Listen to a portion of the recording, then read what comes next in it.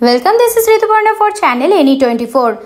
An unusual event took place in the Cachar district during the Panchayat and Panchayat President elections. On Tuesday, group members of Badripur Masimpur GP in Silchar block elected Abul Hussain as Panchayat President. He was nominated by elected members from 10 groups. Yasmin Sultana, his wife, contested the Panchayat election as regional Panchayat member and won by a large margin on a BJP ticket.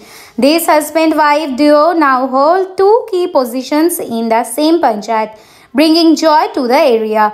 Abul Hussain said, "I am happy with the responsibility given. If more is offered, I won't take it." Yasmin added, "Through my husband leads, I will stay involved and work for development." For more news and updates, please subscribe our YouTube channel and follow our Facebook page to stay connected with us.